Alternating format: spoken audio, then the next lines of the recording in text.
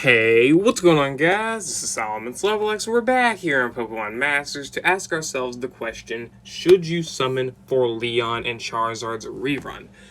If my audio sounds a little bit weird, that's because I'm standing and my phone is probably within about a foot to potentially 3 feet from my mouth, so if the audio gets weird, I'm sorry, I have to stand a little bit, so I'm going to be doing that. I'm going to try to make the audio a little as consistent as I possibly can, but if it doesn't happen, oh well. So, Leon and Charizard here, they came out during the 1.5 year anniversary nearly 2 years ago. They will be 2 years old in about 2 to 3 weeks. I don't know. I actually don't remember when they came out exactly, but they were the first ever Master Fair released, and they are now getting a little bit of an upgrade, and yeah, let's see if we should summon for them. So, their kit overall has not changed from when it released, other than the fact that they got a max move, which I would say is a very big thing that they got. It's pretty big. It's pretty big buff, you know, an extra very, very strong move that can have some pretty strong effects on them. So, I'm not going to say it was a weak buff, because it definitely was not. Max moves definitely are pretty strong, but let's go over the actual kits themselves. So, Leon is a fire-type striker, of course, special striker. He's got 3 different types of damaging moves, 472 attack and special attack, so he's very, very strong, hits very, very hard. Of course, this is at 5 stars and level 150, so could be a little bit better if you get him to 6-star EX, if you plan to do that, though that outfit looks... I do not like that outfit. Alright, passives. He's got Galar Flag Bearer, so, you know, the more Galar allies you have, the more you're strengthening up your team, so that's nice. Piercing Gaze, his moves never miss, very, very good for Hurricane and Inferno, which have horrible accuracy. MP Rekindle 2, 30% chance of restoring 1 MP for the user when its Pokemon uses a move. That's not bad. Super Preparation 4 has a 50% chance of applying Super Effective next when its move is successful. So, that's not bad. When it says its move is successful, does that talk about... Hold on, I actually need to check this. Let me check this real quick. I actually have to see if I'm remembering this right, how that passive works, because I actually don't remember at all. Rain Propulsion, Super Rain. What is Pokemon using? Okay, so I'd actually... Maybe it doesn't work like that. Okay, I'm gonna guess Super Preparation is for whenever the trainer uses a move, so just on your trainer move. I don't know, whatever, it doesn't matter. So, when we look at his kit here, he's got Hurricane, Earthquake, and Inferno, all of which are very, very high power moves, 126, 100, 183 base power, respectively. Obviously, Earthquake's probably going to be the weakest because it's a multi-target move, but whatever, you're mostly going to be doing the Hurricane and Inferno damage. And his trainer move. Strike a pose, you can use it once, and it reduces the user's sync move countdown by 1, raises the user's attack and special attack by 2, raises the crit by 1, applies free moves next, and lowers the user's defense and special defense by 1. Not good. I'll be honest, I'll just say it outright. Not a good trainer move.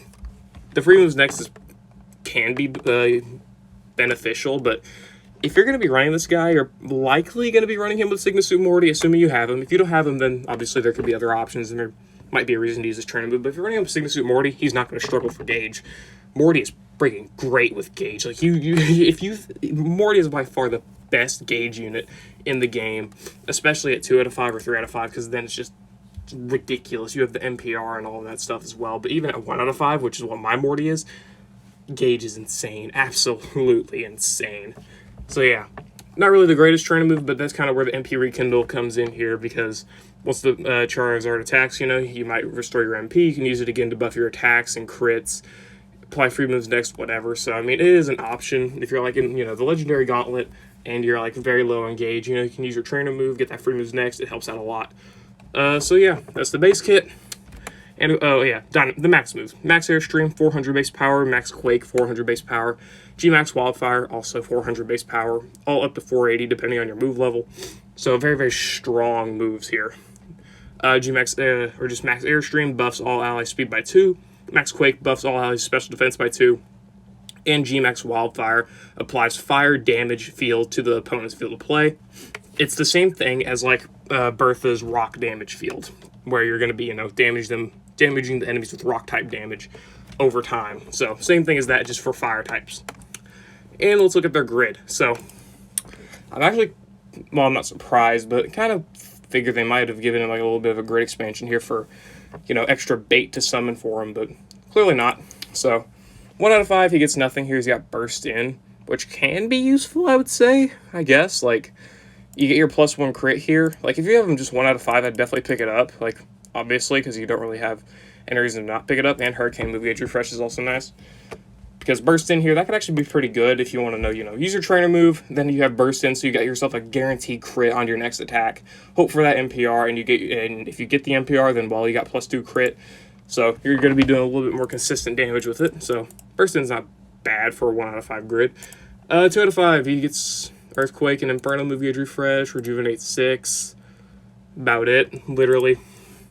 These are like the only important things. And then 3 out of 5. Stat Reboot 9, not really, doesn't really matter unless you actually use the trainer move, but I mean, maybe it can be useful. Fast Track 2 also doesn't really matter. Healthy Super Hit doesn't really make much of a difference. Sync Stat Reboot 3 also doesn't really matter. Scorching Sync 5, that's powerful. Burn Synergy 3, that's pretty solid. And Sync Burst, not really, it doesn't matter that much.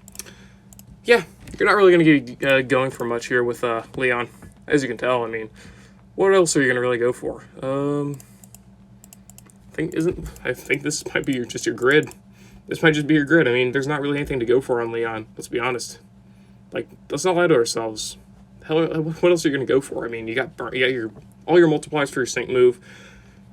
Maybe you just won't even sync and you go for like the Earthquake and Inferno Move Gauge Refresh. It's about the best I can tell you. But overall, grid is not amazing. I probably wouldn't even recommend candying him at all. He's fine just at 1 out of 5 how he is. But yeah, so looking at the unit here, overall, very solid attack stat, special attack stat, very solid move power, but when it comes to multipliers, really lacking. Your only damage multiplier is Burn Synergy 3. That's it. You got Scorching Sync for a 50% sync move multiplier, but that doesn't do much. That's the equivalent of what a lot of these 3 or 4 stars got in a grid expansion initially. Like Seabolt, he's got I think Brain Sync 5, but even then, I think he's got double down. He's got slightly more multipliers.